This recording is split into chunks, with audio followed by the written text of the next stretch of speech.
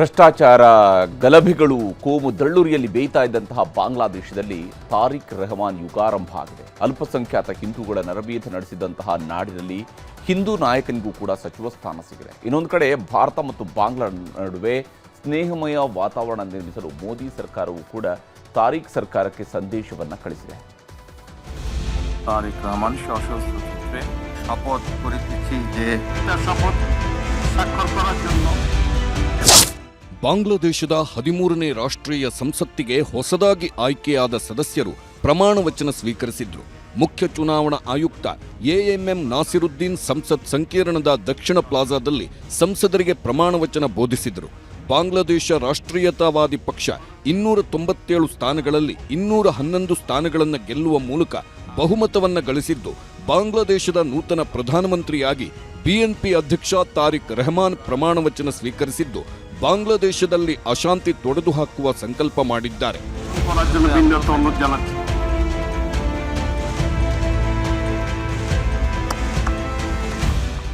ಬಾಂಗ್ಲಾದೇಶದ ಪ್ರಧಾನಮಂತ್ರಿ ಪ್ರಮಾಣ ವಚನ ಕಾರ್ಯಕ್ರಮಕ್ಕೆ ಭಾರತದಿಂದ ಲೋಕಸಭೆ ಸ್ಪೀಕರ್ ಓಂ ಬಿರ್ಲಾ ಮುಖ್ಯ ಅತಿಥಿಯಾಗಿ ಭಾಗಿಯಾಗಿದ್ರು. ಭಾರತ ಮತ್ತು ಬಾಂಗ್ಲಾದೇಶದ ನಡುವಿನ ಶೀತಲ ಸಮರಕ್ಕೆ ತೆರೆ ಎಳೆಯಲು ಭಾರತದ ಸಂದೇಶವನ್ನೂ ರವಾನಿಸಿದ್ರು. ಇನ್ನು ಬಾಂಗ್ಲಾದಲ್ಲಿ ಅಲ್ಪಸಂಖ್ಯಾತ ಹಿಂದೂಗಳ ನರಮೇಧ ಈಗಲೂ ಅಚ್ಚಳಿಯದೆ ಉಳಿದಿದೆ. ಹೀಗಿದ್ರೂ ತಾರಿಕ್ ರೆಹಮಾನ್ ಸಂಪುಟದಲ್ಲಿ ಏಕೈಕ ಹಿಂದೂ ನಾಯಕ ನಿತೈ ರಾಯ್ ಚೌಧರಿಗೆ ಸ್ಥಾನ ಸಿಕ್ಕಿದೆ. ಅಷ್ಟಕ್ಕೂ ಈ ನಿತೈ ರಾಯ್ ಚೌಧರಿ ಯಾರು ಅಂತ ನೋಡೋದಾದ್ರೆ, ನಿತೈ ರಾಯ್ ಚೌಧರಿ ಬಾಂಗ್ಲಾದೇಶದ ಹಿರಿಯ ರಾಜಕಾರಣಿ ಮತ್ತು ವಕೀಲ. ಬಾಂಗ್ಲಾದೇಶ ರಾಷ್ಟ್ರೀಯವಾದಿ ಪಕ್ಷದ ಉಪಾಧ್ಯಕ್ಷರಾಗಿ ಸೇವೆ ಸಲ್ಲಿಸುತ್ತಿದ್ದಾರೆ. ಪಶ್ಚಿಮ ಮಾಗುರಾ ಕ್ಷೇತ್ರದಿಂದ ಗೆದ್ದು ಸಂಸತ್ ಪ್ರವೇಶಿಸಿದ್ದಾರೆ. 1990ರಲ್ಲಿ ಎಚ್ಎಂ ಎರ್ಷಾದ್ ಸರ್ಕಾರದಲ್ಲಿ ಯುವಜನ ಮತ್ತು ಕ್ರೀಡಾ ಸಚಿವರಾಗಿ ಶಿಕ್ಷಣ ಮತ್ತು ಕಾನೂನಿನಲ್ಲಿ ರಾಜ್ಯ ಸಚಿವ ಹುದ್ದೆಗಳನ್ನು ಅಲಂಕರಿಸಿದ್ದರು. ಈ ಸಲ ತಾರಿಕ್ ಸರ್ಕಾರದಲ್ಲಿ ಸಾಂಸ್ಕೃತಿಕ ವ್ಯವಹಾರಗಳ ಸಚಿವ ಖಾತೆ ಸಿಗುವ ಸಾಧ್ಯತೆಗಳಿವೆ.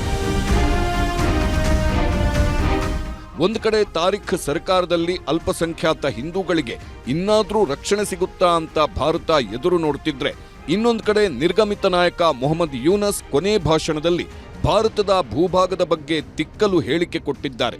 ಅದರಲ್ಲೂ ಭಾರತದ 7 ಸಿಸ್ಟರ್ಗಳು ಅಂತಾನೆ ಕರೆಸಿಕೊಳ್ಳೋ 7 ರಾಜ್ಯಗಳ ಬಗ್ಗೆ ಪ್ರಸ್ತಾಪ ಮಾಡಿದ್ದಾರೆ.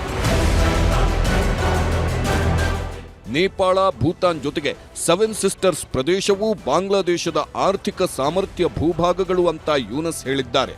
ಅಂದಹಾಗೆ 7 ಸಿಸ್ಟರ್ಸ್ ಅನ್ನೋದು ಭಾರತದ 7 ರಾಜ್ಯಗಳ ಹೆಸರು. ಬಾಂಗ್ಲಾ ಗಡಿಗೆ ಹತ್ತಿರದಲ್ಲಿರುವ ಭಾರತದ ಅರುಣಾಚಲ ಪ್ರದೇಶ, ಅಸ್ಸಾಂ, ಮಣಿಪುರ, ಮೇಘಾಲಯ, ಮಿಜೋರಾಂ, ನಾಗಾಲ್ಯಾಂಡ್, ತ್ರಿಪುರಾಗಳನ್ನ 7 ಸಿಸ್ಟರ್ಸ್ ಅಂತಾರೆ. ಈ 7 ಸಿಸ್ಟರ್ಸ್ ಹೆಸರು ಪ್ರಸ್ತಾಪಿಸಿರುವ ಯೂನಸ್ ಭಾರತ ವಿರೋಧಿ ವಿದೇಶಾಂಗ ನೀತಿಯನ್ನ ಮತ್ತೆ ಸಾಬೀತುಪಡಿಸಿದ್ದಾರೆ. ಒಟ್ನಲ್ಲಿ ಭಾರತ ಬಾಂಗ್ಲಾದೇಶದ ಜೊತೆ ಉತ್ತಮ ಸಂಬಂಧದ ನಿರೀಕ್ಷೆಯಲ್ಲಿದೆ. ಚೀನಾ, ಪಾಕಿಸ್ತಾನ ತಾಳಕ್ಕೆ ಕುಣಿಯುತ್ತಿರುವ ಬಾಂಗ್ಲಾದಲ್ಲಿ ತಾರಿಕ್ ಸರ್ಕಾರ ಭಾರತದ ವಿಚಾರದಲ್ಲಿ ಹೇಗೆ ಆಡಳಿತ ನಡೆಸುತ್ತೆ ಅನ್ನೋದೇ ಈಗಿರುವ ಯಕ್ಷ ಪ್ರಶ್ನೆ. Bureau report, news 18.